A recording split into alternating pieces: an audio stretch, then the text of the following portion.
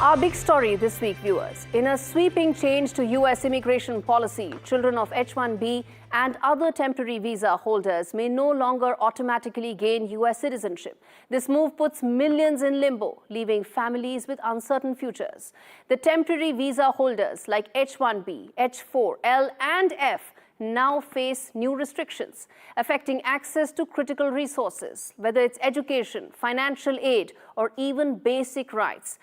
But there's a silver lining, viewers, in all of this, which is that rule won't impact those already born in the US, offering a small sense of relief. Even those born till the 19th of February 2025 will be able to meet that threshold limit. But the stakes? Well, there are over 1 million Indians that are currently waiting for their green cards. And the clock is ticking.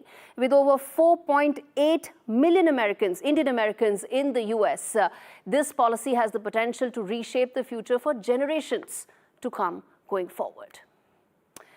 Meanwhile, as trade tensions mount between India and the US, the question of tariffs is at the forefront. Bilateral trade in the 2023-24 fiscal year between India and the US touched $120 billion, with US accounting for 18% of India's exports. India runs a trade surplus against USA.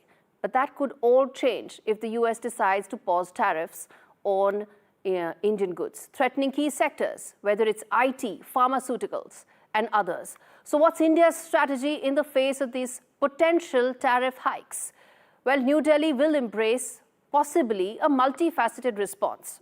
One that doesn't escalate to a full trade war, but at the same time, it doesn't mean that we bend backwards to accommodate every demand of Donald Trump.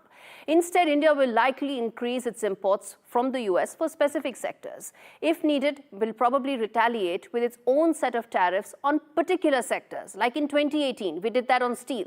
New Delhi could also look to hike imports in sectors like energy, aerospace, or even medical devices, sectors that are very important to the Trump administration. Remember, retaliatory tariffs may be focused on areas like agricultural products, motorcycles, where Trump has already spoken about, like the Harley-Davidson motorcycles he's spoken about. Trade ties reflect counter tariffs on almonds and apples from the US were imposed when trade disputes flared up the last time around. He could probably do something similar as well. But in this give and take, are we going to be able to thrash out a deal? I spoke with C. Raja Mohan on my podcast. Listen in to what he said.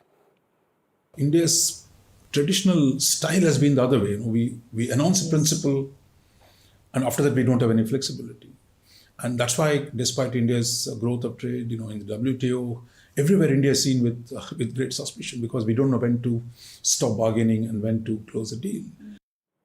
It is this suspicion that we have to end, viewers. Cut a deal if there's possibility to do so. But let me tell you, retaliation is not the only card that we have. We can even utilize this opportunity. It could be once-in-a-lifetime opportunity. Why? There will be supply chain disruptions, because what India is going to face is going to be very small compared to what China is going to face. Because remember, China is a bigger threat for tariffs for Trump, along with Mexico and Canada, the two countries that he named on day one. Because with India, there is room for negotiations, not with some of these other countries. And the one area India needs to be cautious about is a possible levy on services, because that is one area where we run a services surplus against the US, one of the few countries to do so. And IT exports is probably going to be the biggest target for Donald Trump's administration when it comes to handling US-India trade ties.